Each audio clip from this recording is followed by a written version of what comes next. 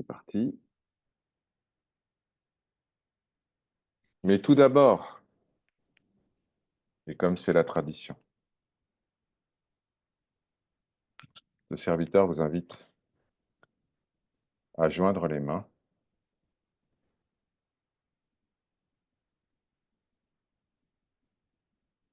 afin d'accueillir les paroles de l'invocation rituelle.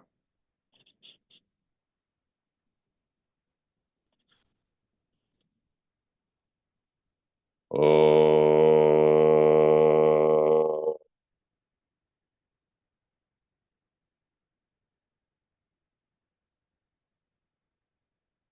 oh,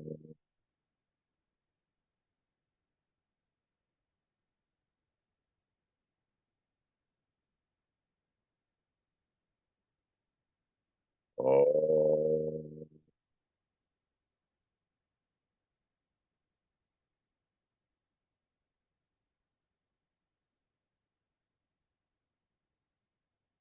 Om Gam Ganapataye Namaha. Om Shri Paramatmane Namaha. Gurur Brahma, Gurur Vishnu, Gurur Devo Maheshwara, Gurur Sakshat Param Brahma, Tasmai Shri Guravai Namaha. Asato Ma Sadgamaya. Seigneur, conduis-nous de l'illusion à la réalité. Tamaso Ma Jyotir Gamaya. Conduis-nous des ténèbres vers la lumière. Mrityar Ma Amritam Gamaya. Conduis-nous de la mort à l'immortalité. Om Shanti, Shanti, Shanti.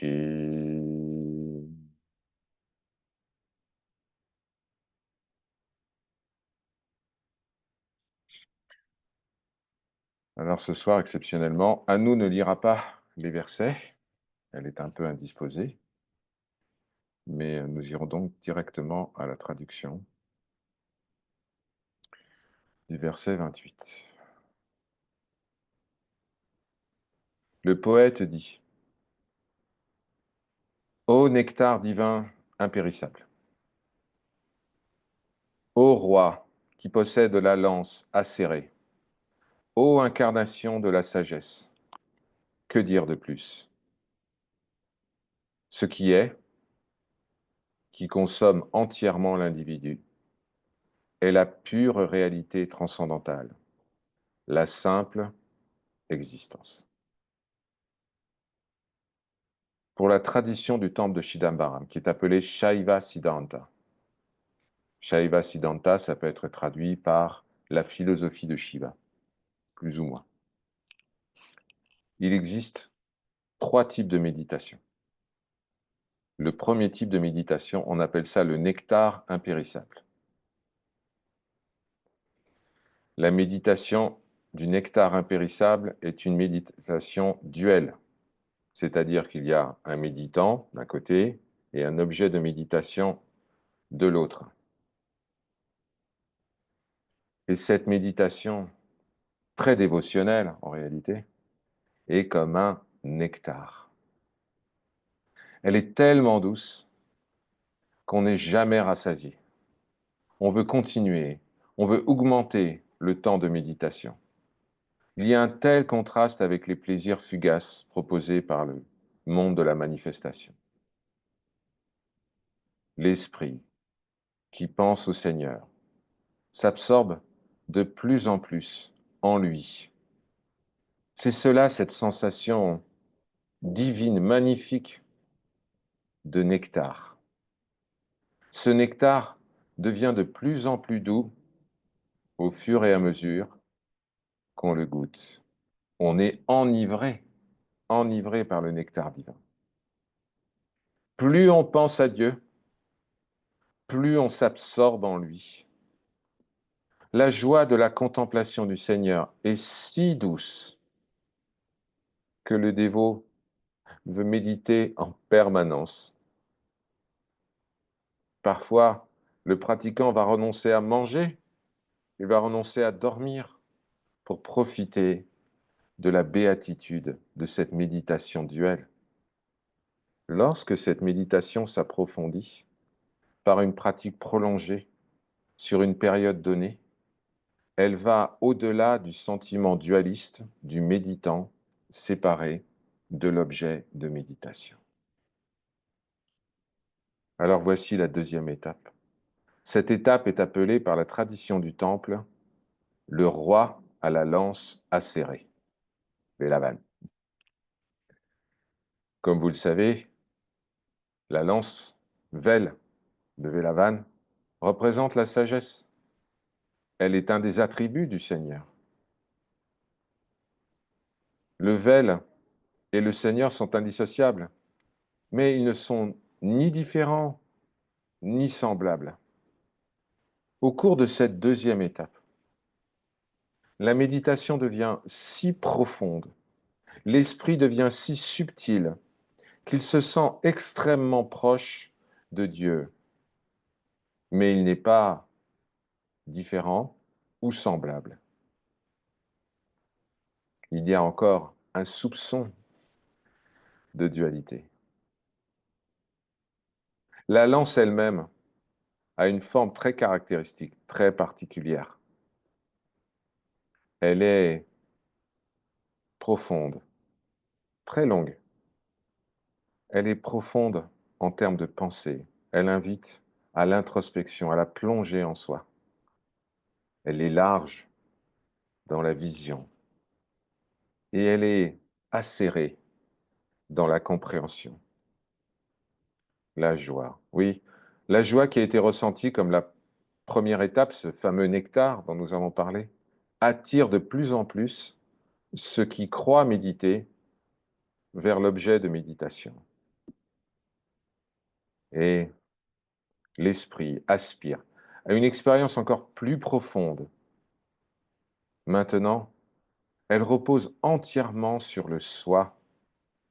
Il y a une telle concentration qu'il y a un sentiment de proximité et d'unité.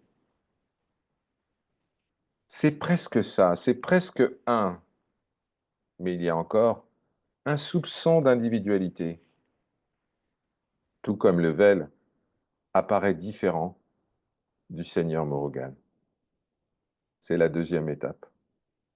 Lorsque cette méditation s'approfondit par une pratique ininterrompue, alors la troisième étape est atteinte. Et cette troisième étape, chers amis, est appelée la masse de conscience. C'est la plus haute étape de la méditation. Il n'y a plus de méditant, il n'y a plus d'objet de méditation. Le méditant est comme une rivière qui arrive à l'embouchure, qui va se dissoudre dans l'océan. Il est totalement dissous en cela.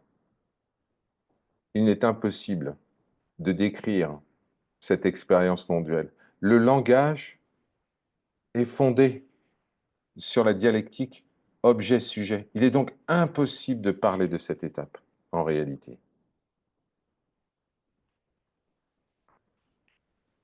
C'est au dernier moment, le moment où la dissolution est pratiquement achevée, que la croyance que je suis un individu séparé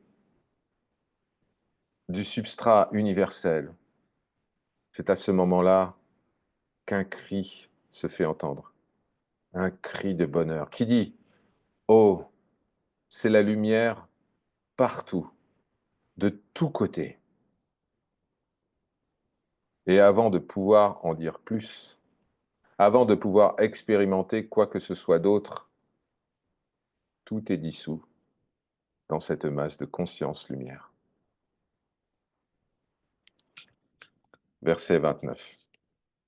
Ô Seigneur, toi qui portes le Vel, la lance-Vel, si lumineuse sur tes épaules puissantes et vaillantes, qui sont aptes à la lutte, tu portes ma guirlande de louanges. Tu m'as livré à Maya en me disant, ça n'existe pas. Hélas, tu ne m'as pas libéré de mon ignorance à ce sujet. et il me semble réaliser des mauvaises actions, encore et encore.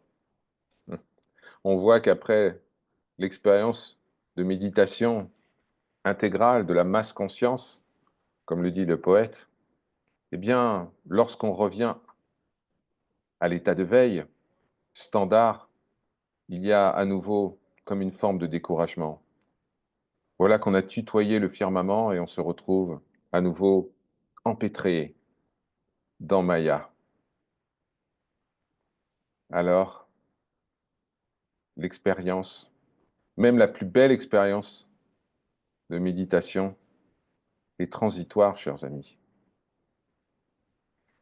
À cette étape, lors de cette expérience non duelle, de nombreux cherchants ont le désir d'écrire à ce sujet, de partager leur expérience.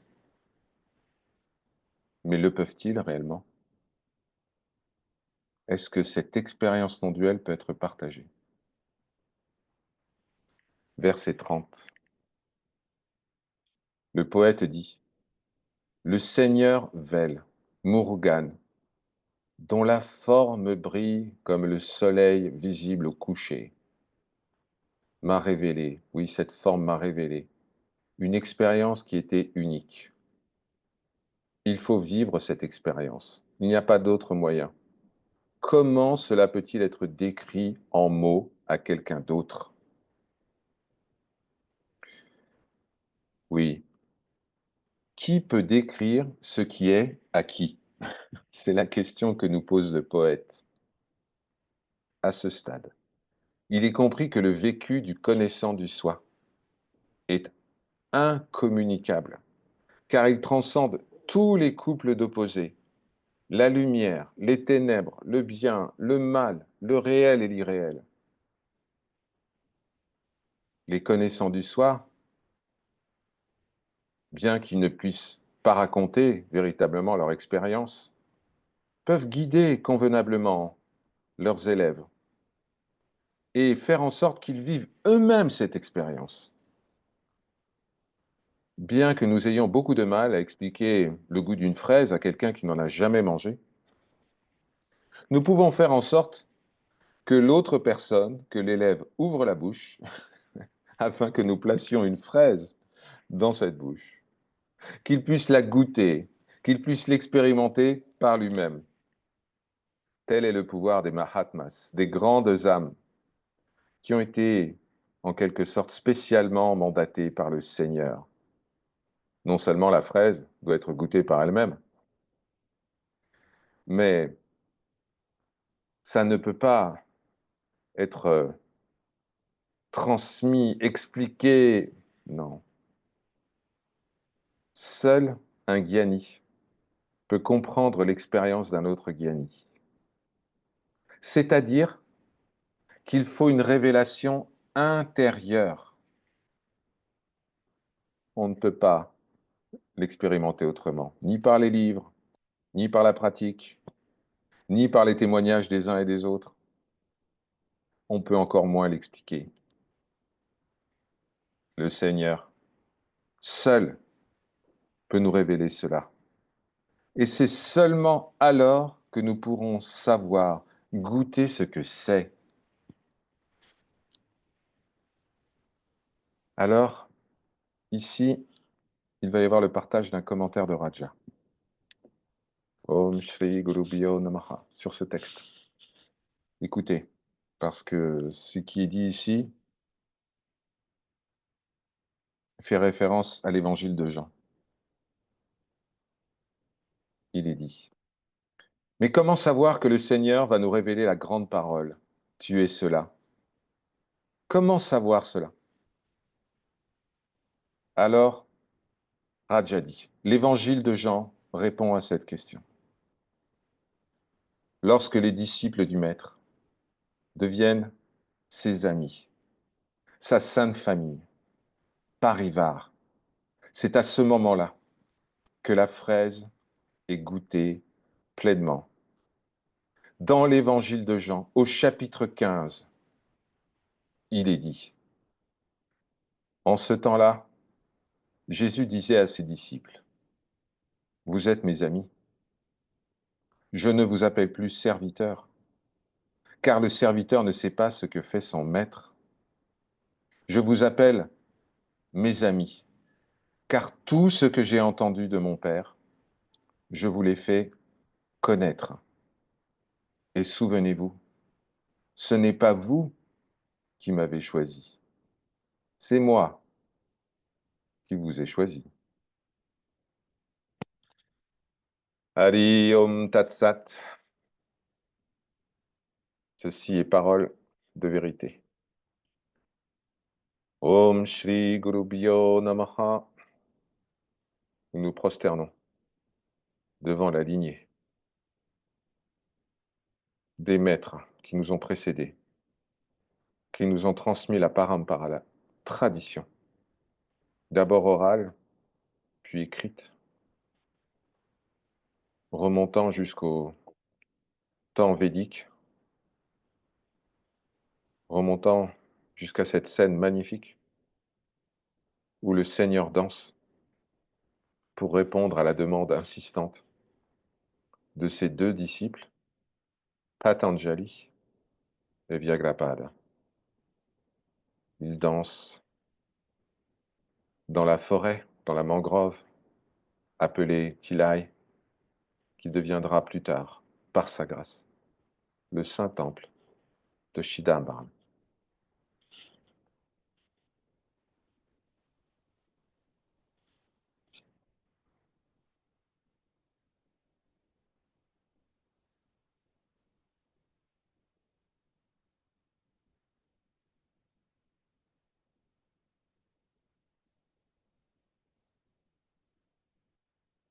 Ce soir, à 20h30, ce serviteur publiera une très courte vidéo sur la chaîne YouTube qui fait à peu près 3 minutes. Et dans cette vidéo, vous allez entendre un commentaire exceptionnel de Robert Adams au sujet du Christ.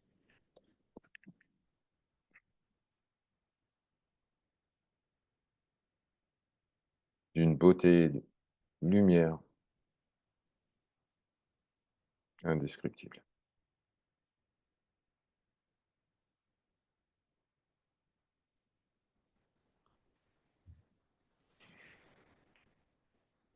Ma très chère Marthe,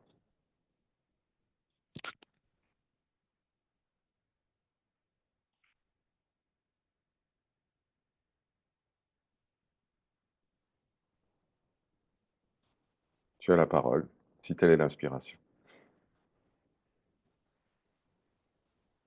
Tu poses les écrits de l'amour infini, ceux que je suis depuis des vies, car je suis en toi et tu es en moi, je te le dis.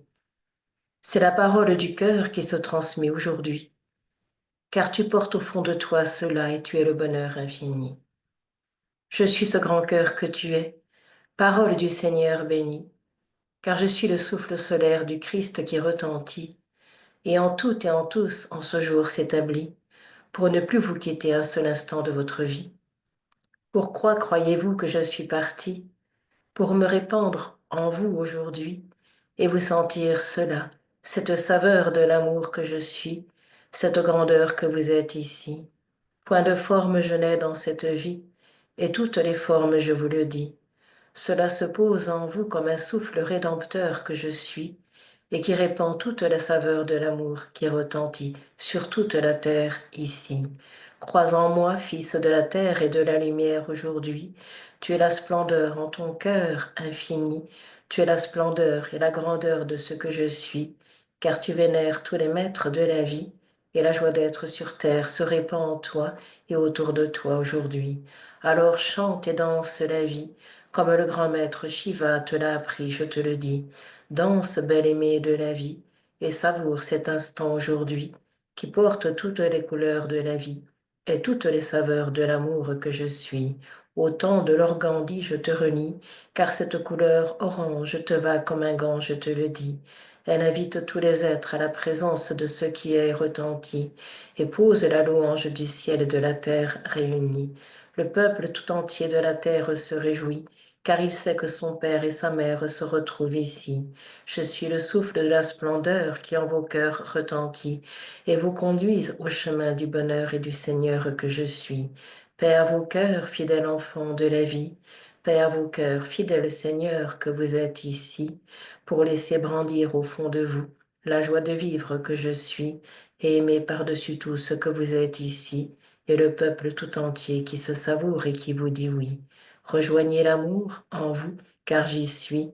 Laissez-vous porter et retentir en vérité de cette joie céleste qui s'établit sur votre terre de vérité, pour laisser le champ de lumière à la terre entière se donner et rendre la paix à tous vos frères et sœurs de vérité. Bienvenue sois, bienvenue soyez, et laissez la grâce de ce que je suis vous porter, vous traverser, pour devenir celle-là même en vérité.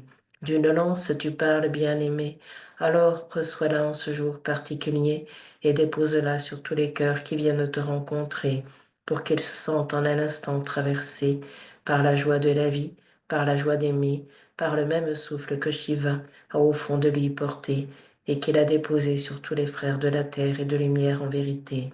Par la force et la puissance, je vous rencontre, bien-aimés, laissez cela être et œuvrer en vos cœurs de sainteté, car vous êtes cela de toute éternité.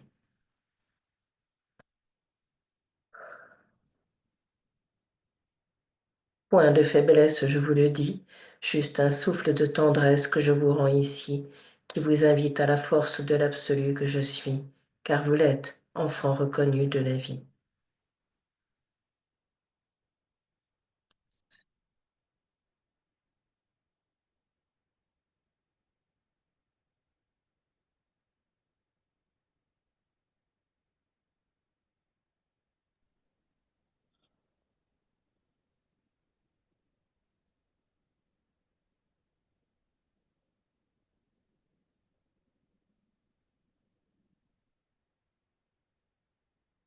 Gratitude infinie, Martine.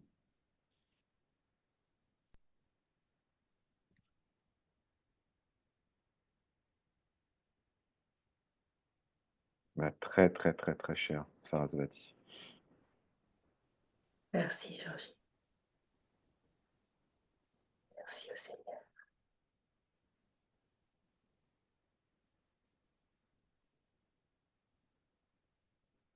On va envoyer plein de cœurs à Martine.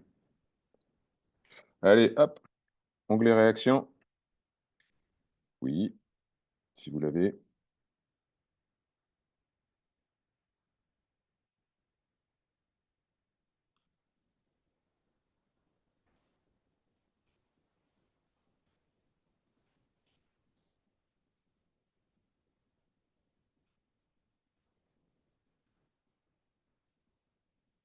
Cette lance dont le poète nous a parlé, dans le Kandar Anubhuti. Cette lance que Martine a évoquée. C'est cette lance qui transperce le cœur de Sainte Thérèse d'Avila lors de la transverbération. Et lors de cette transverbération, il y a cette pure réalisation que ce qui est appelé le Christ n'a jamais été ailleurs que dans le cœur.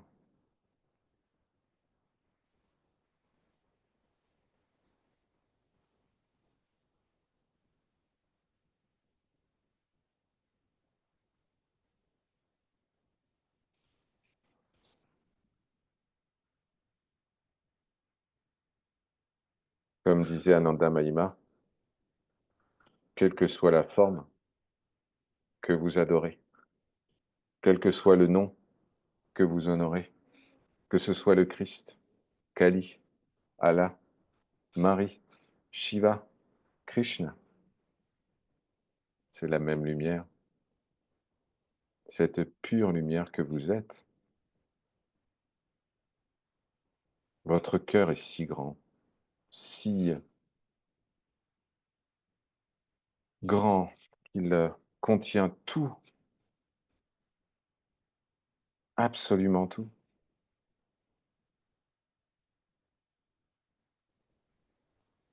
Tous les sages du passé, du présent, du futur, sont en vous.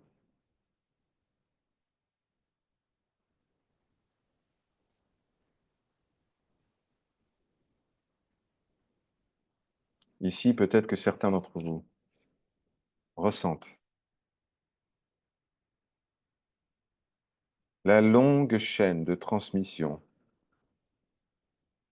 que ce serviteur porte dans son cœur. Transmission reçue de son maître, de son ami Raja, qui avait lui-même reçu cela de son père Naganatar Dikshita, Mahatma, et ainsi de suite, jusqu'à Shiva, puisque tout est Shiva. Qu'est-ce que ça veut dire, Shiva? Le nom Shiva, propice, favorable, bon. Qu'est-ce qui est bon? Est-ce qu'on parle de notions humaines ici? Est-ce qu'on parle de bon par rapport à mauvais? De bien par rapport au mal? Shiva est bon parce qu'il est complet, Purna. Rien ne manque. Dans le livre de la Genèse, au cours des 6 jours de la création, il est dit, Dieu créa le ciel et la terre, et il vit que c'était bon. Dieu créa les luminaires, et il vit que c'était bon. Est-ce qu'on peut assigner des qualificatifs de bien ou de mal à des astres dans le firmament? Bien sûr que non. Donc la notion de bonté n'est pas une notion morale, c'est une notion de complétude. Purna, absolue.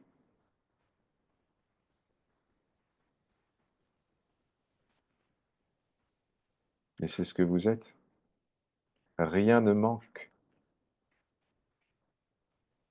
Rien. Ni personne, ni quoi que ce soit, ni tel ou tel état de conscience, ni telle ou telle expérience. Rien ne manque. Tout est purna, absolu. Tout est ananda, joie et félicité. Purna et ananda décrivent Sat, la réalité, indivisible, indestructible, immuable, illimitée.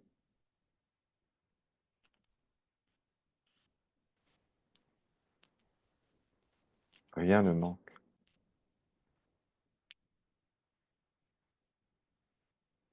Et lorsqu'on vient en satsang, on se rappelle de cela. De quoi avons-nous besoin, ici et maintenant? Qu'est-ce qui manque?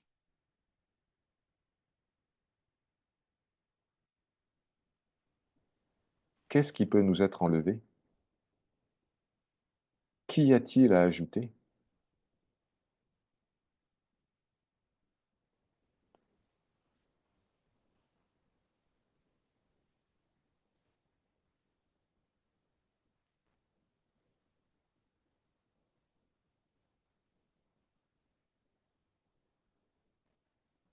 Aucune chose.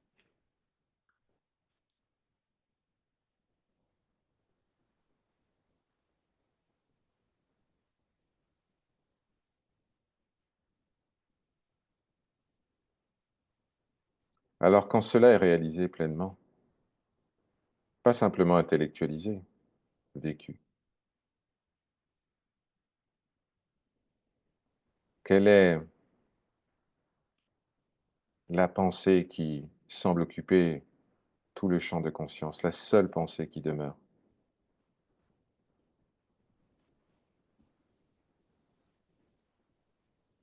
Gratitude. Quoi d'autre? Quoi d'autre?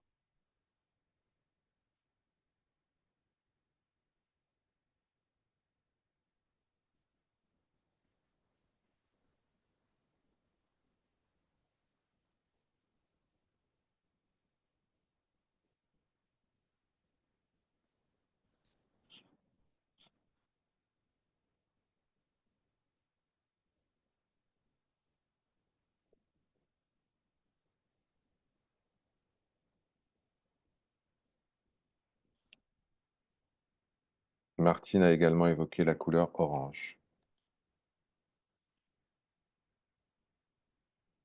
Certains d'entre vous le savent peut-être, d'autres non. Mais la couleur orange, c'est la couleur traditionnelle des sannyasis, des renonçants en Inde. Pourquoi orange? Ça symbolise la couleur du linceul placé dans le champ crématoire. C'est la couleur du feu qui consume l'ego.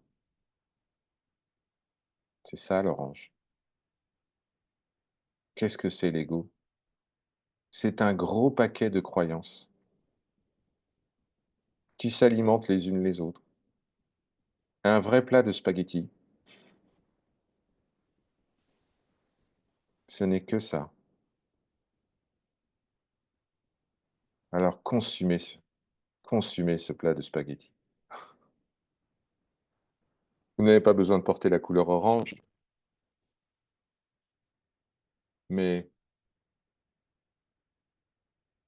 simplement focalisez votre attention sur ce feu de la connaissance qui, semaine après semaine et jour après jour, pour ceux qui ont la patience de supporter ce serviteur, vous consume inexorablement. Ici, dans ce satsang, vous êtes jeté dans la gueule du tigre.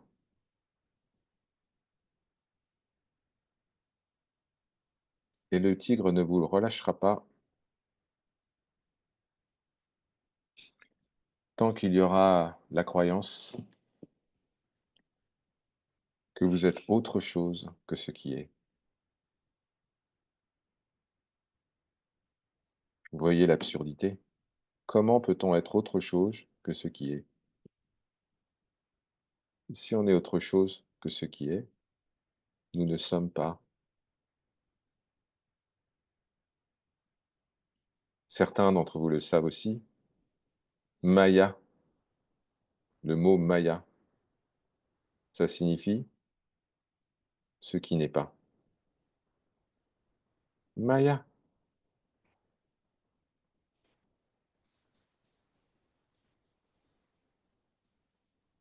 tellement de croyances. Ça va faire un beau feu de joie. Alors, venez rejoindre ce serviteur en pensée. Fermez les yeux et imaginez que vous êtes au temple de Chidambaram, ici même. Vous êtes dans un cercle de prêtres. Vous regardez à droite des prêtres, Dikshitars, avec leurs fameuses coupes de cheveux, longs d'un côté, courts de l'autre, pour exprimer la nature androgyne de la divinité. Pareil, des Dikshitars, uniquement cela. Un grand feu brûle au centre du cercle.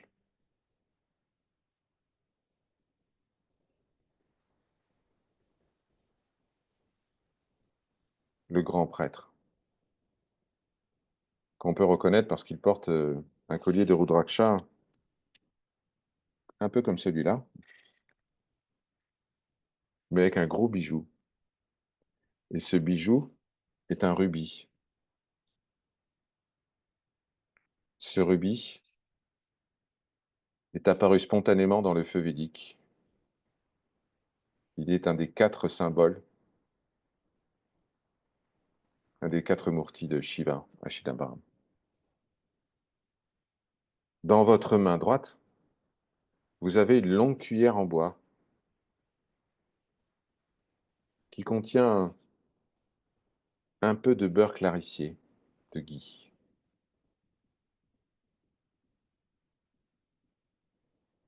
Vous guettez les instructions du grand prêtre et puis vous sentez que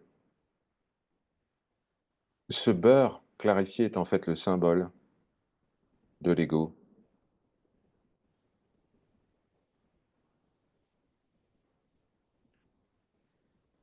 Alors le grand prêtre commence à réciter le Rig Veda, les mantras pour la grande déesse Usas, celle qui annonce l'aube. Et vous jetez le ghee dans le feu en vous exclamant, en disant Swaha, transcende, va au-delà. Vous reprenez un peu de ghee. Ce sont vos attachements, vos peurs, vos regrets, l'idée que vous vous faites de vos propres limites. Allez, vous reprenez une grande cuillère et vous jetez à nouveau le ghee dans le feu et vous dites Swaha. Et puis vient le moment de la troisième cuillère. Vous dites à nouveau Swaha. Et voilà ce qui se passe, chers amis. Un prêtre arrive et dit Nous avons oublié d'offrir les saris à la Divine Mère. Nous devons jeter des saris dans le feu.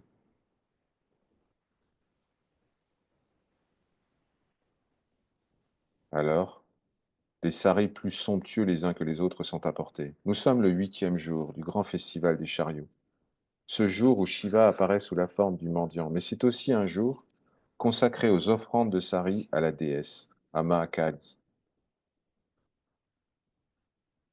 Les saris sont jetés dans le feu, mais ils ne se consument pas. Et tout d'un coup, une main immense sort du feu, prend les saris et disparaît. Cette scène, chers amis, a été rapportée par Naganatha Dikshitar. C'était lors du festival des chariots,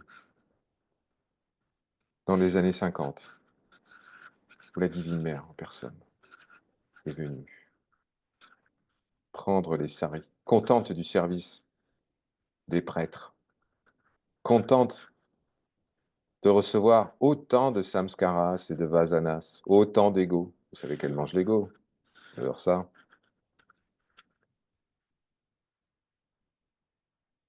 Alors, si ici et maintenant, vous prenez tout le ghee, tout le beurre clarifié qui représente vos attachements, votre ego, et vous le jetez dans le grand feu védique, en disant Swaha, je transcende, au-delà. Alors vous sentirez peut-être la douce main de la Divine Mère posée sur votre front, signe de sa présence universelle, de son amour illimité. Quoi qu'il arrive dans cette existence transitoire, entendez la voix de la Divine Mère qui vous dit Tu as une mère. Tu n'es jamais seul. Tu es constamment sur mes genoux et tu rêves ta vie.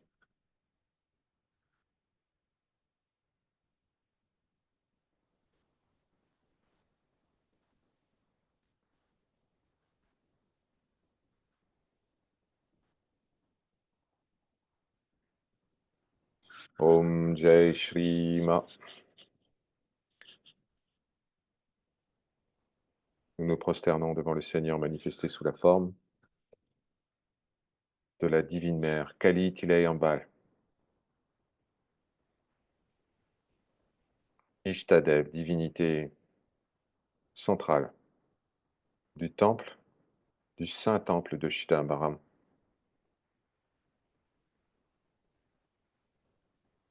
Comme Shiva, elle danse dans nos cœurs,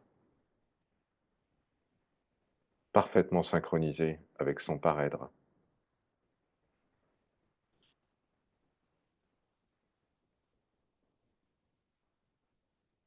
Elle veut voir votre sourire.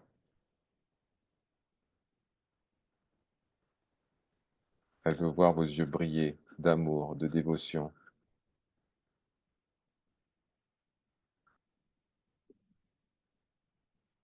Elle vous aime tellement. N'oubliez jamais cela, en toutes circonstances. J'ai une mère. Et avec une mère comme ça, il ne va pas vous arriver grand-chose.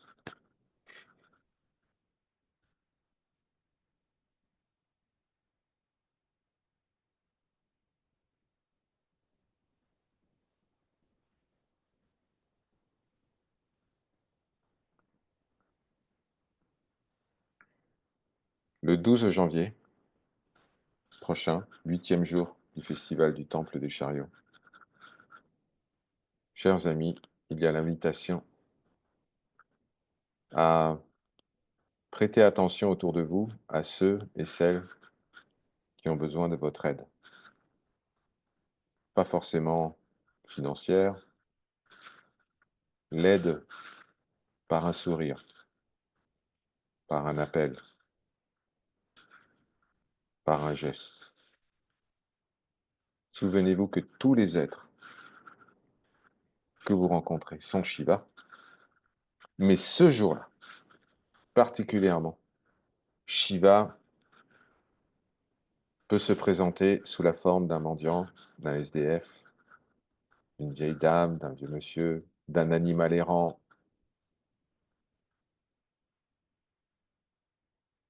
Reconnaissez le clin d'œil du Seigneur et volez à son aide. Aucun jugement, aucune projection mentale. Mérite-t-il que je l'aide? Il va prendre mon argent et aller s'enivrer au bistrot. Déposez toutes ces bêtises. Aidez. Certains d'entre vous qui étaient ce matin au Puja ont vu cette magnifique vidéo où on voit Shiva apparaître sous de différents visages.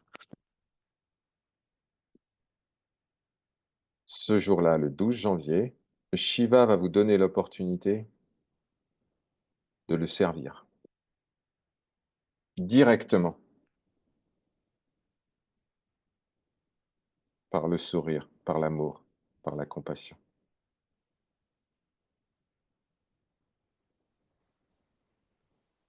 C'est le 8e jour. Shiva Bhikshatana. En votre nom, ce serviteur fera déposer des saris en offrande à la Divine Mère par l'intermédiaire de notre sœur, Anuradha. Et donc nous allons déposer des saris pour honorer cette tradition des prêtres Dikshita. On n'oublie jamais la Mère Divine, même lorsqu'on célèbre, lorsqu'on honore le danseur cosmique du temple de Chidambaram. Sans Shiva, pas de Shakti, et sans Shakti, pas de Shiva.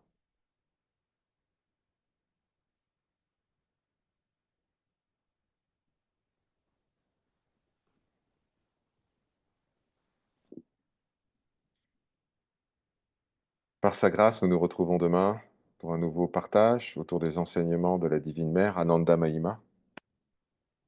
Ça, c'est lundi soir, 18 h, sur la chaîne Pour l'amour de Ma. Mardi, nous entendrons 20 nouveaux versets du Guru Vachakakovai, la collection des paroles du Guru, rédigée par Bhagavan, Sri Ramana Maharshi. Mercredi, nouveau partage autour de l'astrologie védique, à 21 h, sur la chaîne Astrovédique. Et puis jeudi, pour les fans, les aficionados des Brahma Sutras, nous reprenons à 18 h la lecture en commun d'une vingtaine de nouveaux versets de ce texte fondateur de la tradition non duelle Advaita Vedanta, les Brahma Sutras. Gratitude infinie pour votre présence.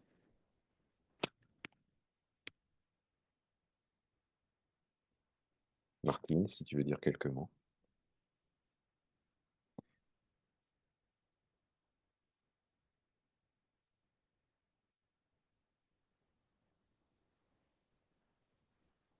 Osez franchir ce pas, libre te retrouver juste là.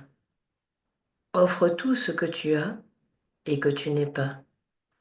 Dépose-toi en cela, dans la joie de mon cœur rempli de joie, ce sourire-là, qui te permet de retrouver le tien propre en vérité et de danser la vie que je t'offre en ce jour particulier.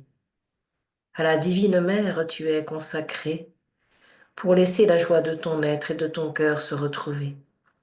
Plonge, belle aimée, au cœur de cela, au cœur de toi, pour laisser ce sourire comme un soleil se lever au fond de toi et te sentir la merveille que tu es déjà. À être et à aimer, je te conduis tout droit. À être la saveur du cœur que je suis, je te relis cette fois.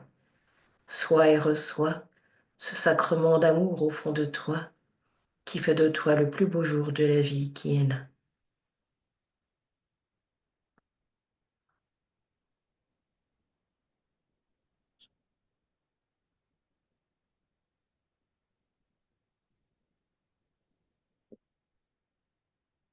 Par sa grâce. Chers amis, joignons les mains.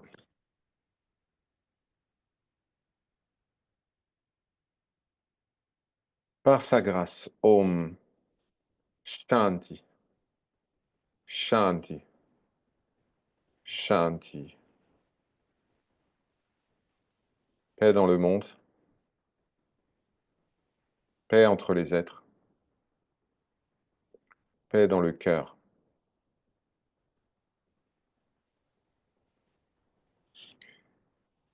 Que Sri Raja vous protège, vous bénisse et vous guide. Kalyan Hu, béni sois-tu. Qu'il vous accorde le souvenir de je suis ce que je suis. Tatastu, ainsi soit-il.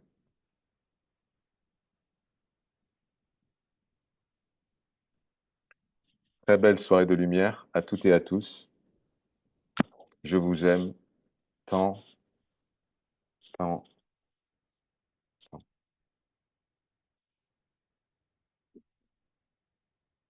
À toujours.